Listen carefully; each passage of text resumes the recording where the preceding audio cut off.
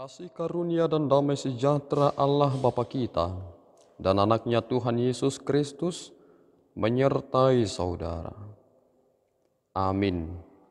Shalom, saudara-saudari yang terkasih di dalam nama Tuhan Yesus Kristus.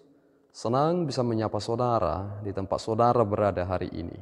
Dalam dimensi yang berbeda tetapi dalam dunia yang sama. Sebagai insan yang diciptakan untuk Tuhan, sebelum kita melakukan rangkaian aktivitas kita pada hari ini, marilah kita mengawalinya dengan mendengarkan firman Tuhan. Firman Tuhan untuk kita pada hari ini tertulis dalam Ayub pasal yang ke-33, ayatnya yang keempat. Demikian firman Tuhan.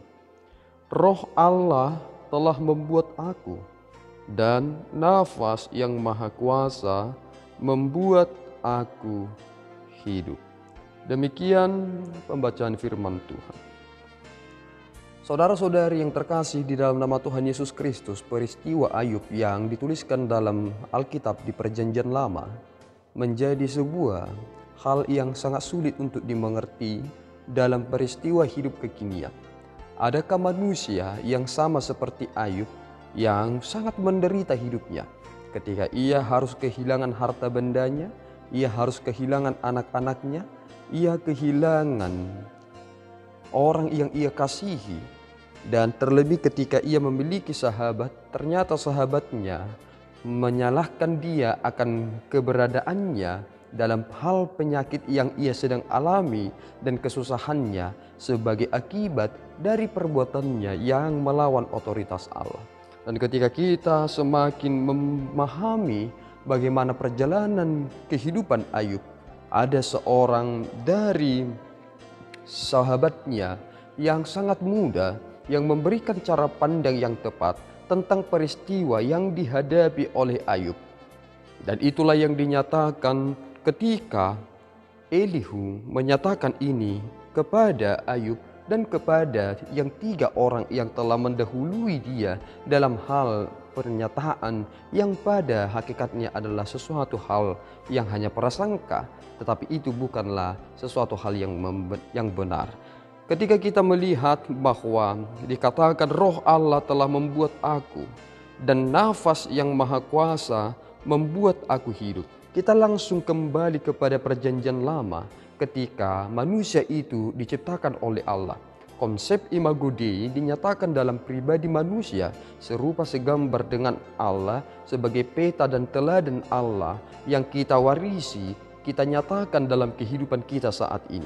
Ketika kita merujuk kepada Adam dan Hawa, ternyata kita menemukan adanya sentuhan tangan Allah sendiri yang menjadikan manusia itu berbeda dengan binatang yang Tuhan ciptakan hanya dengan berfirman, maka semuanya menjadi ada.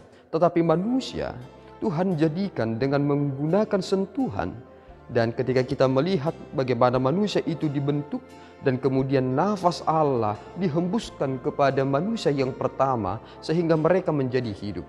Ketika kita menarik sebuah kesimpulan dari kenyataan itu, maka kita akan berkata bahwa hidup dan mati kita berada dalam otoritas Allah. Sehingga ketika aku hidup, terpujilah Tuhan.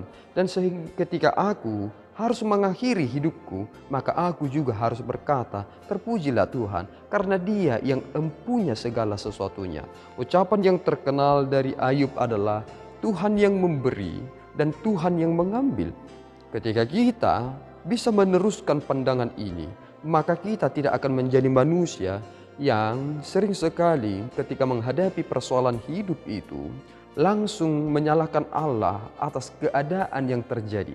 Tetapi ketika kita sudah memahami bahwa yang memberikan itu adalah Allah sendiri, maka yang memiliki otoritas dan hak akan segala pemberian itu adalah Allah sendiri, maka kita akan semakin menerima perjalanan kehidupan ini. Meskipun kenyataan pahit itu terjadi, tetapi kita semakin memahami bahwa Tuhan menyertai dan membimbing kita supaya tetap ada pada posisi yang Tuhan inginkan dari kita. Roh Allah telah membuat kita dan nafas yang maha kuasa telah membuat kita hidup. Oleh karena itu, pujilah Tuhan pada saat ini, karena Engkau, kita semua adalah yang diciptakan dalam kemahakuasaannya. Tuhan memberkati kita berdoa. Ya Tuhan, kami bersyukur atas anugerah-Mu yang memelihara hidup kami. Terima kasih Bapa atas anugerah yang Tuhan beri. Engkau yang menuntun kami, Engkau yang telah menjadikan kami menjadi manusia yang seutuhnya. Kiranya Tuhan memelihara hidup kami, dan kami muliakan nama-Mu Bapa. Dalam Yesus kami telah berdoa dan mengucap syukur. Anugerah Tuhan kita Yesus Kristus, kasih setia Allah Bapa, dan persekutuan Roh Kudus menyertai saudara. Amin. Tuhan Yesus menyertai.